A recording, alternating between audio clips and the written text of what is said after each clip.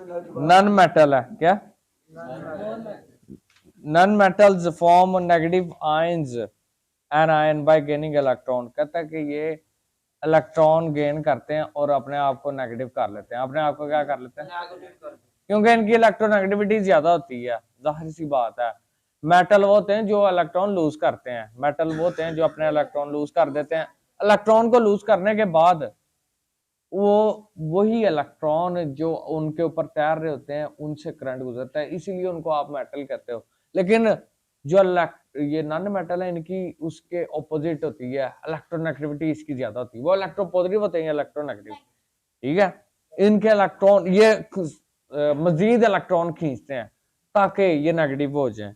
In this way non metals are electronegative in nature and form acidic oxide, और इसी वजह से ये नेगेटिव होते हैं और एसिडिक ऑक्साइड बनाते हैं। मसलन हाइड्रोजन के साथ क्या होती है? क्लोरीन होती है, जो हाइड्रोक्लोरिक एसिड में होती है क्लोरीन होती है। क्लोरीन एक नॉन मेटल है। क्लोरीन क्या? नॉन मेटल है। इसी तरह जितने भी नॉन मेटल है वो बनाते हैं। The valency of some non metals depend upon the number of electron accepted by them. कहता है कि जितने वो इलेक्ट्रॉन नॉन मेटल गेन करते हैं उनकी उतनी वैलेंसी होती है। जैसे मेटल जितने इलेक्ट्रॉन लूज करते थे तो उनकी उतनी वैलेंसी होती थी, ये जितने गेन करते हैं उतनी इनकी वैलेंसी होती है, ठीक है। For example, valency of chlorine is atom is 1 as it accept only one electron in outermost shell। Chlorine की वैलेंसी कितनी है? 1। क्यों? क्योंकि ये कितने इलेक्ट्रॉन एक्सेप्ट करती है? कितने इलेक्ट्रॉन एक्सेप्ट करती है चांद? बताओ क्लोरीन कितने इलेक्ट्रॉन करती है? तो उसकी वैलेंसी कितनी है? हाँ,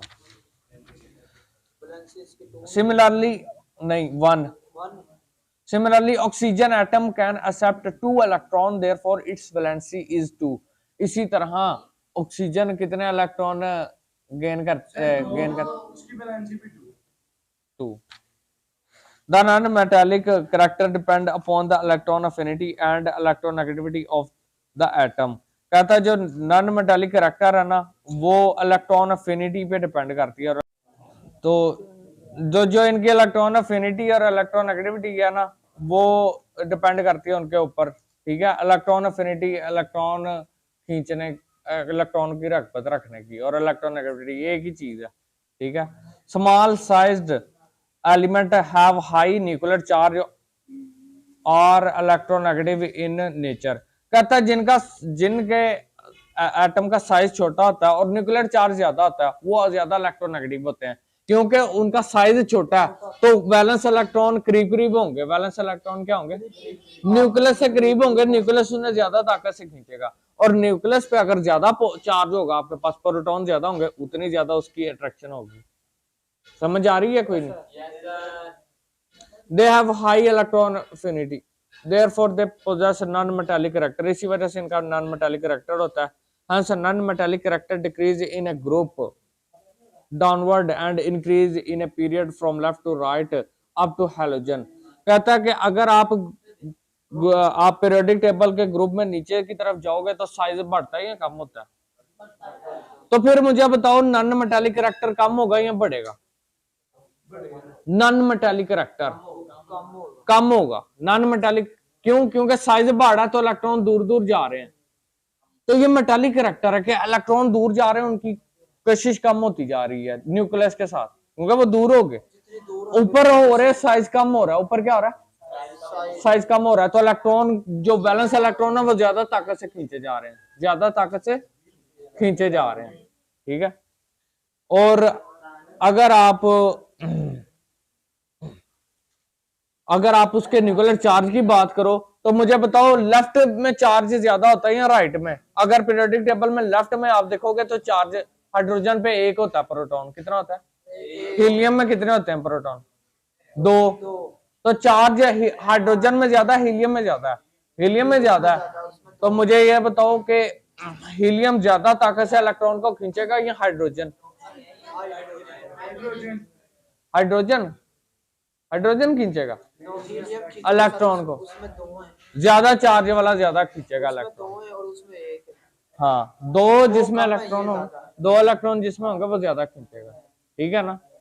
तो इस तरफ अगर आप ग्रुप के बीच में अपने लेफ्ट साइड से राइट साइड की तरफ जाओगे तो फिर भी नॉन मेटालिक रिएक्टर बढ़ेगा, ऊपर की तरफ जाओगे तब भी नॉन मेटालिक रिएक्टर जो है ना बढ़ेगा, तो कम होगा। और अगर लेफ्ट से राइट की तरफ जाओगे तब भी कम। ऊपर से नीचे में बढ़ते नहीं जाएंगे क्या भाई जान, जो नीचे की तरफ होगा तो कम होना, जो ऊपर जाना ज्यादा होना।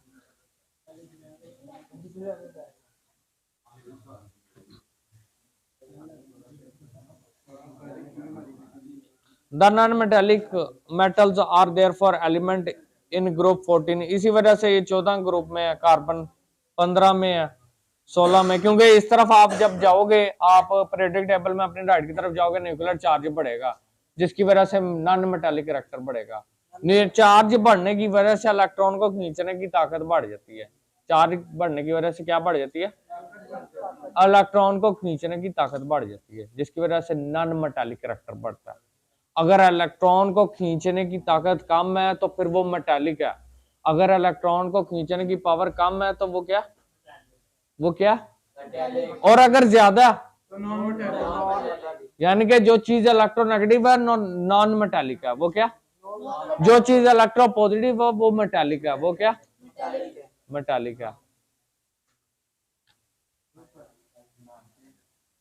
ठीक है। Important physical property of non metals है। Important physical property of